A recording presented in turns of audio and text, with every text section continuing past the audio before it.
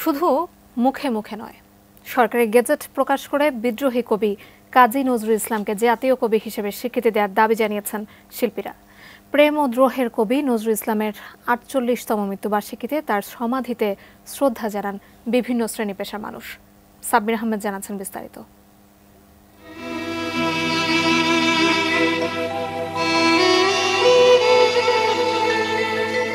British শাসনামলের বিরুদ্ধে যা কেউ কখনো ভাবেনি তাই করে দেখিয়েছিলেন পশ্চিমবঙ্গের চুরুলিয়া গ্রামে বেড়ে ওঠা দুঃখ মিয়া।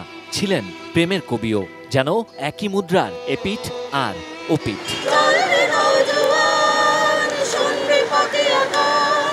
তার এ ধরনের গান ও কবিতা যুগে যুগে যে কোনো আন্দোলন সংগ্রামকে বেগবান করেছে, জুগিয়েছে। টাইলক্স, যার অ্যান্টিব্যাকটেরিয়াল এজেন্ট টয়লেটের কোনায় কোনায় পৌঁছে ৯৯% জীবাণু ধ্বংস করে। টাইলক্স টয়লেট ক্লিনার, ক্লিন মানে টাইলক্স। অনুপ্রেরণা কেন ফুটে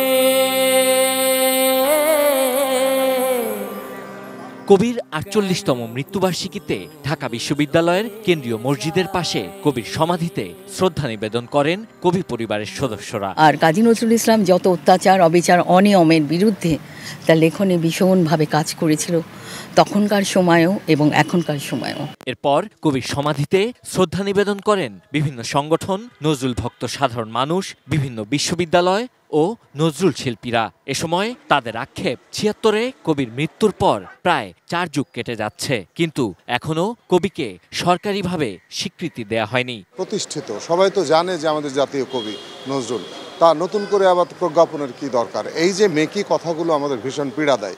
অবশ্যই লিখিত আকারে আনতে হবে, অবশ্যই। কেননা আপনি যদি লিখিত আকারেই না আনতেন, পড়ালেখা বাসায় করে ম্যাট্রিক দিয়ে দিতে পারতেন, ইন্টারমিডিয়েট দিয়ে দিতে পারতেন, হ্যাঁ এমএও পাশ করে ফেলতে পারতেন। স্বীকৃতি লাগে কেন? স্কুল কলেজে কেন পড়ে?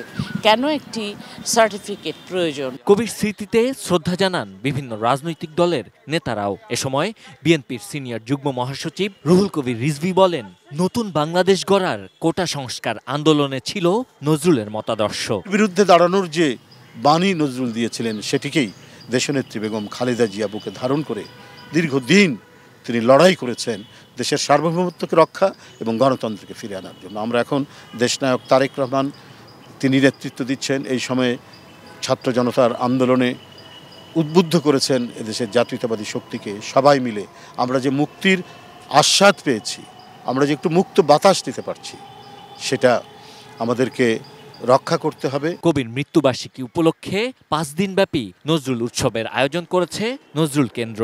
একই সঙ্গে কাজী নজরুল ইসলামকে জাতীয় কবি হিসেবে গেজেটভুক্ত করতে গণস্বাক্ষর সংগ্রহ কর্মসূচি শুরু করেছে নজরুল চর্চা কেন্দ্র বাঁশরী। সাব্বির আহমেদ, এটিএন নিউজ, ঢাকা।